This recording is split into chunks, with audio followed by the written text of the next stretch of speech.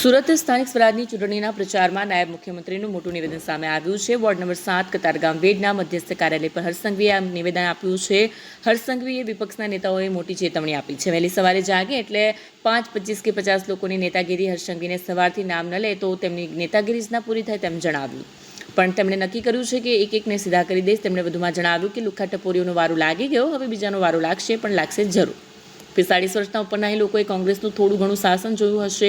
55 વર્ષથી મોટી ઉંમરના લોકોએ તો કોંગ્રેસનું દુઃશાસન જોયું હશે।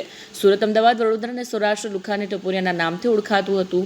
ગુજરાતમાં ફોર્મ પરત ખેંચવાને લઈને હર્ષ સંઘવીનું મોટું નિવેદન સામે આવ્યું છે। ફોર્મ ભરવાની છેલ્લી તારીખ સુધી સમય પૂર્ણ થતાની સાથે 200 સીટો પર જીત થઈ ગઈ છે। જેણે ભર્યા પ્રચારમાં નીકળ્યા અને લોકોનો આવકાર ન મળ્યો। ગામડાઓમાં નો એન્ટ્રી થઈ એટલે બીજા 520 ખરીદી પડ્યા। ગઈકાલ સાંજ સુધીમાં ભાજપની 720 સીટ ઉપર વિજય હાંસિલ થઈ ગયો છે। હવે 1000 કિલોમીટરનો રોડ બન્યો હોય,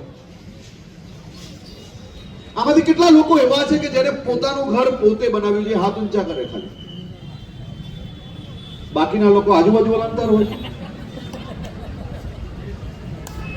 પોતે બનાવ્યું હોય, પોતે ખરીદ્યું હોય, એવા લોકો હાથ ઊંચા કરે।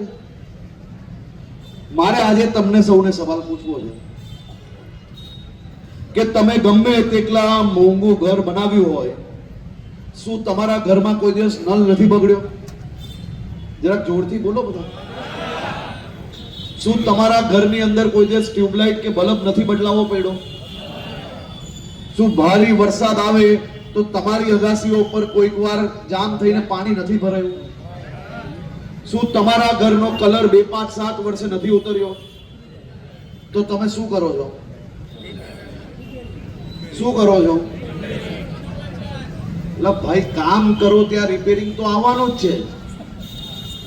તો આ સુરત મહાનગરપાલિકાનું કામ ખૂણે ખૂણે થતું હોય તો શું નાની મોટી તકલીફ કોઈ દિવસ ના પડે? ભાઈ, પડે કે ના પડે? જેને સમજ પડતી હોય મારી જોડે હાથ ઊંચો કરીને કે પડે કે ના પડે? હવે રોડ પર ક્યાંક નાનો ખાડો પડ્યો હોય અને ખાડો ના પૂરીએ ને તો આપણી ભૂલ કહેવાય। પણ ભારે વરસાદ પડ્યો હોય ને કઈ ખાડો પડી ગયો અને અહીંયાથી કોઈએ આ ભારતીય જનતા પાર્ટીના કાર્યકર્તાને ફોન કર્યો અને એ કાર્યકર્તા પોતાની એક્ટિવામાં પેટ્રોલ બાલીને કોર્પોરેટર સુધી પહોંચે, એ કોર્પોરેટર મહાનગરપાલિકામાં જઈને ફોલોઅપ કરે અને રોડ બનાવરાવે, એ સારું કે ખાલી દરરોજ સવારે ઉઠીને મોબાઈલ ફોન લઈને ખાડામાં બેસીને પાણીમાં બેસીને વિડીયો બનાવીને 10 રીલ બનાવે, એમાંથી એક રીલ જે લાગતી હોય સારી એ તમારા સુધી પહોંચાડે, એ સારું કે કામનો નિકાલ લાવે? એ સારો કામનો નિકાલ જોઈએ કે દરરોજ સવારે જાગીને માત્ર પ્રશ્નના વિડીયો બનાવીને આખો દિવસ ચારે તરફ ફરીને કતારગામ વિસ્તારમાં કોઈ અડધો માલ વધારે બનાવ્યો તેની તોડ પાડે? એ ચાલે? કોણ ચાલે ભાઈ? આ અડધી રાત્રે તમારી જોડે આ આટલા વર્ષથી કોનો દિલનો સંબંધ છે ભાઈ?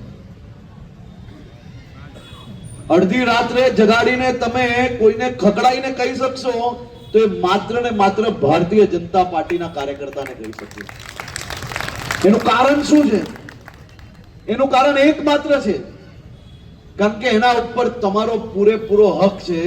એમ જ તમારી જોડે અમારા દિલના સંબંધ હોય તો અમારો બી તમારી જોડે એટલો જ મોટો હક છે। ગુજરાતની જનતા, ગુજરાતના નાગરિકો અને ભારતીય જનતા પાર્ટી